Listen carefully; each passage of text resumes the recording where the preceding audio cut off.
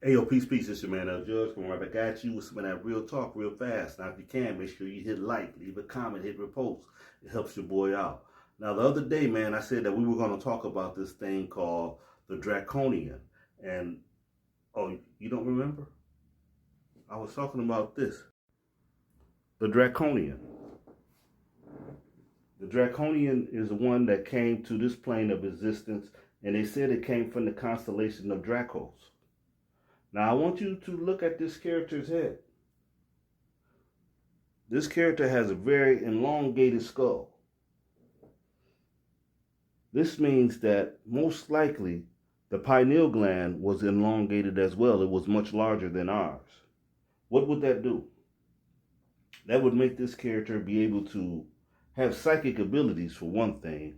This is why they had that group mind or that group thought, because they was able to communicate with one another. They would live for a long time because their body would produce more melatonin, meaning that they would rest harder and their bodies would heal more, would regenerate. They would produce more DMT, so when they're dreaming and plus they're psychic, they're going to see things real vividly, and they're going to be able to see things on other planes of existence, crystal clear. So when they went into meditation, they was off the chain with it. But what else does it do? What else would that do? It would make them real sensitive to subtle energies, heavy magnetic energies. This is why they went to Atlantis and they landed on the heart chakra. You see, they didn't come there just to feed on the people. They also came there to feed on the energy of that land. And when they found out that they were outnumbered and they couldn't take over these people, they were like, you know what? We're just going to settle in and do our best to live with them. But let me tell you some of the things that happened. Because remember, these beings, they were highly advanced. And they knew about the art of deception and all these things. These Atlanteans, they didn't know anything about this here. They lived truthful lives. They could communicate with one another as well, so they had to keep it 100 with each other. But these beings worked together to deceive. So they brought, one of the early things that they brought them was symbolism. The Atlanteans already had symbolism, but they brought them disagreeable symbolism to use to put these people up under a spell and to bring their vibration down. Does that sound familiar? Some of the same symbols that they used back then are symbols that are still being used this day on restaurants, businesses, and other things. So as they began to corrupt the people, their vibration came down. This was part of the sinking of Atlantis. This is part of what brought the destruction to Atlantis, is because they started to vibrate at a lower rate. Not all of them, but some of them. You see, those Draconians, they were smart. They figured it out. They said, we may not be able to control these people and take over them because there's too many of them, but we sure can manipulate their spirit and their minds. This way we can rule them. This is when they found out that the doggone crown is mightier than the sword. They didn't have to go to war, at least not with them physically. All they had to do was go to war with them spiritually. So they began to corrupt the doggone people. Now this is when they started placing themselves in different positions, and they started to become governors, I'm assuming, kings and lords and all this stuff here. They started to manipulate the environment. And it's probably the most likely they started to use the resources of the island against them. You know how these beings do. Do you understand what I'm saying? Now, these beings, when they start placing themselves in a rulership position, they started to wear crowns. And often, the crowns look like this.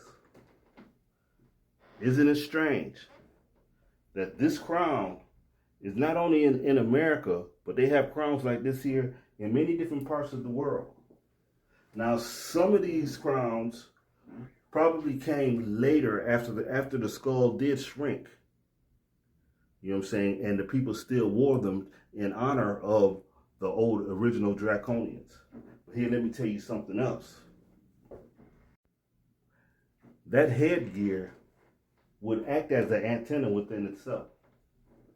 Those beings who had those cone-like heads, remember, have you been watching my videos? What did I say about bone? Bone is also a crystal. So their heads were like magnetic, like magnets or antennas, just like a quartz crystal. But look at these people around the world in different places. They constantly wore that. Even in parts of South America, Mesopotamia, Egypt, the Americas, Cambodia, Angkor Wat. These are many different places that still rock this type of style headpiece. And I'm assuming that some of these beings were the doggone Draconians, and that's part of their bloodline. Remember, these beings are reptilian in nature. And what do you see here? Serpents and nagas. Come on. And let me tell you about a couple of these places. A couple of these places, they were, the buildings that they created, the temples, they were aligned with the constellation of Dracos. Why would someone do that? Come on, we're just putting it on the scale here. Why would someone do that?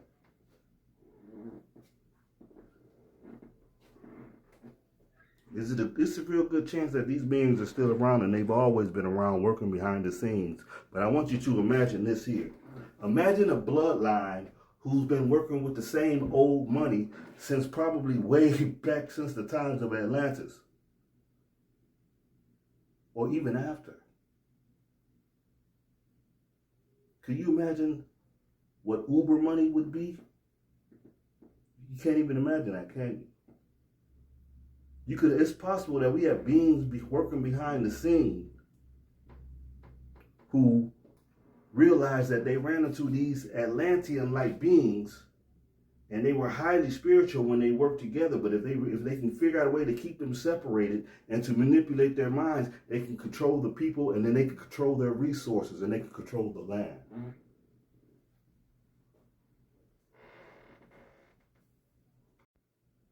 So is it possible?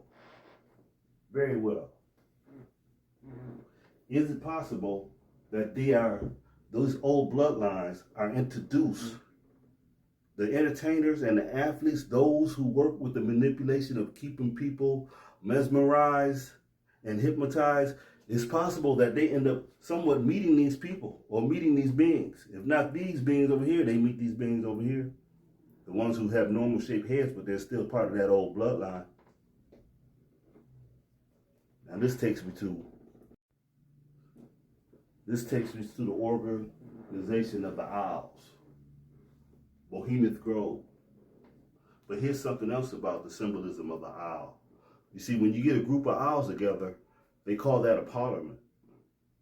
The owls come together and they speak in secrecy, and they plan in secrecy, and they have the ability to see what you cannot see because they can see in the dark.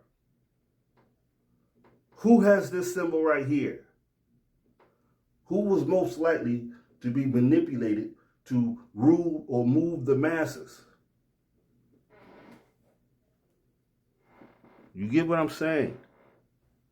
These artists who are working behind the scenes with these forces and who are being manipulated, and they get honored and paid to manipulate others. So then you have this other young man who was of the Atlanteans, or the Lemurians, being that he's on the West Coast, coming out with this song talking about they not like us.